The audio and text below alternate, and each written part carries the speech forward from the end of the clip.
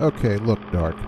Since you're obviously too chicken to take my religious knowledge test, I'm going to start grading you on your biblical knowledge of the sort I specialize in. I'll start with this production of yours. Lots of childish whining, typical short shrift to apologetics arguments, and anti-scholarship coming out of the pores. Let me give you just 3 main examples. First, this is the really big one.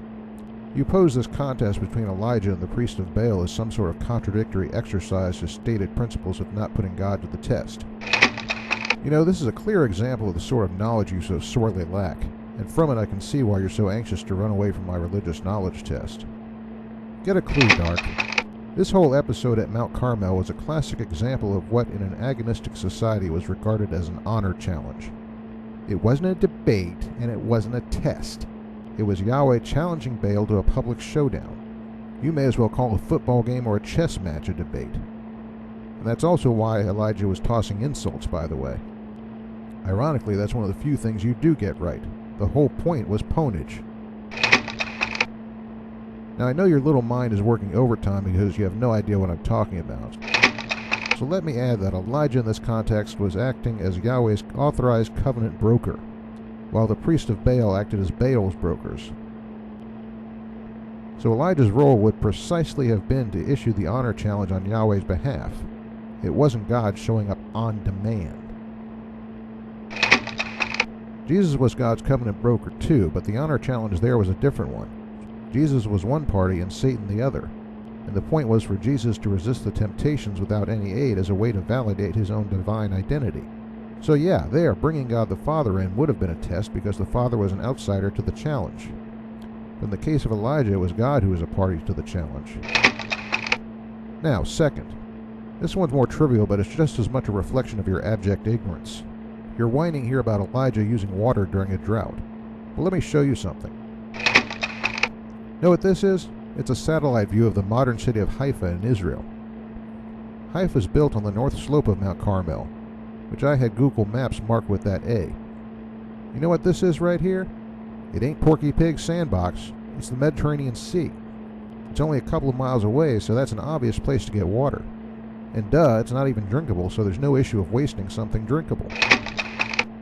And if you don't like that, it also happens there's a spring at the base of Mount Carmel. One so productive it helped provide water by this aqueduct for the New Testament-era city of Caesarea. So if anyone there was thirsty, there was plenty of water there for them to drink, and for Elijah to use in the honor challenge. Oh yeah, and you seem to forget that according to the story, it rained immediately after this. Water and scads for the thirsty. I mean, good grief, this is simple stuff, Dark. How could you possibly be so insensate as to miss it? Did your degree in magna cum loudly go on vacation when you made this one? One last thing I'll highlight, and it's not so much a mistake as an example of your profound bigotry. I have to ask, what's the deal with you fundy atheists making an issue of people living in the desert? I mean, come on, this sort of comment would be rightly considered racist if it was made about other ethnic or racial groups. So what gives you fundy atheists a free pass when it comes to referring to Near Eastern people in the desert?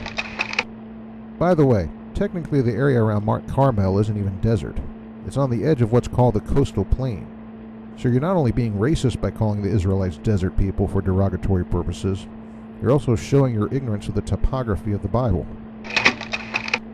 Also, what's the deal about saying this honor contest being held makes them more important than millions of people today? Apart from that being a short shrift of the evidence we do have, which is actually more than sufficient, I guess it doesn't occur to you that having events like those long ago made it possible for us to have situations today where we can have oral debates instead of honor contests. You need to get through that head of yours that the priests of Baal were brokers of Baal's patronage, his official representatives. You think if Elijah just let them live, they were going to give up, go home, and watch TV? No.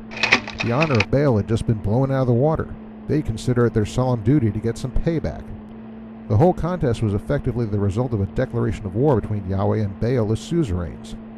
And in this case, since Yahweh was reckoned the owner of the land of Israel, the priests of Baal represented an invading force. I mean, sheesh. You whine enough as is about Christianity. How'd you like to live in a world where their religion was still around? So look, until you get over this crappy education of yours, there's just no way I can take you seriously. Now you going to man up and take my religious knowledge test and challenge, or what?